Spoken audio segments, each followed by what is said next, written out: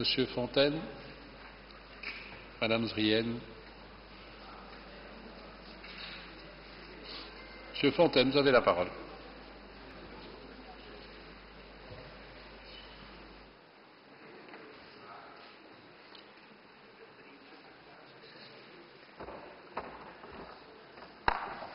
Monsieur le Président, Monsieur le Ministre, chers collègues, je voudrais tout d'abord remercier les membres de la Commission des Relations extérieures pour leur soutien de ce texte, à la fois pour ceux qui l'ont signé et pour ceux qui l'ont soutenu en commission. À travers cette résolution, je désirais porter une attention particulière sur cette convention quasiment universelle, sur son application concrète dans les pays signataires et bien entendu sur son respect. Lors de nos contacts diplomatiques bilatéraux, lors de nos travaux avec nos pays partenaires et lors de notre présidence de l'Union européenne, il y a et il y aura des opportunités pour rappeler à tous ces pays l'importance de cette convention, la richesse de son contenu et les obligations qu'elle entraîne. La convention relative aux droits de l'enfant, dite aussi Convention de New York, a été conclue le 20 novembre 1989. Elle a été signée par la Belgique le 4 décembre 1990 et est entrée en application dans notre pays en 1992. Le Parlement belge a traduit cette préoccupation internationale en amendant en 2005 la loi sur la coopération internationale. Le respect des droits de l'enfant est ainsi devenu le quatrième thème transsectoriel de la coopération belge au développement. Dans 54 articles et 2 protocoles facultatifs, la Convention énonce les droits fondamentaux qui sont ceux de tous les enfants du monde. Le droit à la survie, le droit de se développer dans toute la mesure du possible, le droit d'être protégé contre les influences nocives, les mauvais traitements et l'exploitation, et le droit de participer à part entière à la vie familiale, culturelle et sociale. En outre, elle énonce que l'enfant a besoin d'une protection et de soins spéciaux ainsi que d'une protection juridique appropriée en raison de son manque de maturité physique et intellectuelle. De même, elle déclare que son aptitude à faire partie intégrante de la société doit être consacrée.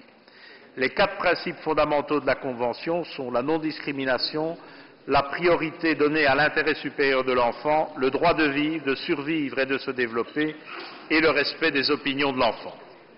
En ratifiant la Convention et les différents protocoles attachés, la Belgique s'est engagée à mettre ses propres lois en conformité avec les dispositions de cette Convention. Cela l'oblige donc à vérifier toutes ces lois ayant un rapport avec les droits de l'enfant, à modifier celles qui ne seraient pas conformes et à en voter éventuellement de nouvelles. Je le rappelle, cet aspect doit être souligné, mais ne concerne pas directement notre Assemblée.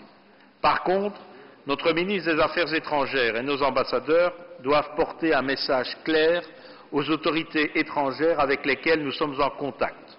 La Convention, sa transposition en droit interne, son respect et sa mise en œuvre par des tribunaux impartiaux doivent prendre toute sa place dans notre action et notre dialogue avec les pays tiers. Quels progrès peut-on noter depuis 1989 ?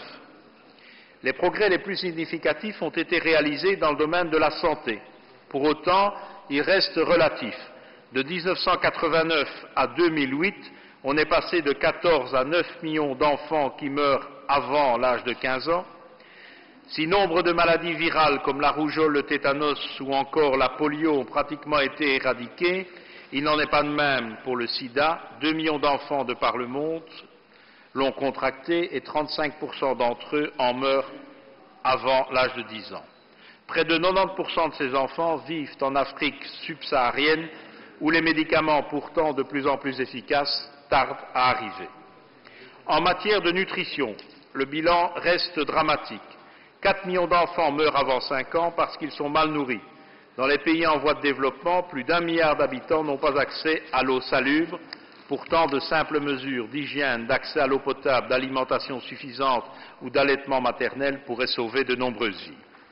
Aujourd'hui, plus de 200 millions d'enfants travaillent dans le monde, exerçant des activités qui nuisent à leur développement mental, physique et émotionnel. Les enfants soldats, problématique importante pour notre gouvernement, 300 000 enfants dans 44 pays de la planète, dont certains n'ont pas plus de 8 ans, participent directement au conflit. Ils sont soldats, démineurs, espions, porteurs, esclaves sexuels. Certains autres ont appris à tuer et à torturer. Si leur nombre global reste stable, les pays ayant recours au service de ces gamins sont, eux, de plus en plus nombreux. L'adoption de normes plus strictes pour les protéger et améliorer l'assistance humanitaire constitue également des avancées. Malgré une prise de conscience certaine, l'exploitation sexuelle des enfants se développe et de nouveaux réseaux se créent, notamment sur Internet. Là aussi, de réels progrès ont été réalisés, grâce notamment à un renforcement de l'arsenal répressif et des campagnes d'information en direction des enfants. Monsieur le Président, Monsieur le Ministre, chers collègues, je suis convaincu que l'éducation est un levier majeur. Elle joue un rôle crucial dans le développement d'un enfant qui doit jouer tout son rôle dans une société de plus en plus complexe. Une amélioration sensible a été opérée depuis 20 ans et l'écart entre le nombre de filles scolarisées et les garçons s'est considérablement réduit. En conclusion, je veux insister sur le quadruple message que nous devons porter dans nos relations bilatérales. Pour les enfants et les conflits armés, pour la lutte efficace contre le travail des enfants, pour veiller à ce que les enfants aient accès à des soins de qualité et veiller à l'éducation des filles. La Convention internationale des droits de l'enfant de 1989 est un symbole. Ce symbole mentionne expressément que chaque enfant peut se prévaloir de tous les droits et de toutes les libertés inscrites dans la Déclaration des droits de l'homme et du citoyen. 20 ans après, des avancées doivent être soulignées, mais il reste beaucoup à faire pour que les droits des enfants deviennent une réalité pour chacun d'entre eux. Porter ce message à travers le monde est une noble tâche pour nos diplomaties bilatérales et multilatérales. Je vous remercie de votre attention. Ok. N'hésitez pas à me rappeler. Madame Zrienne.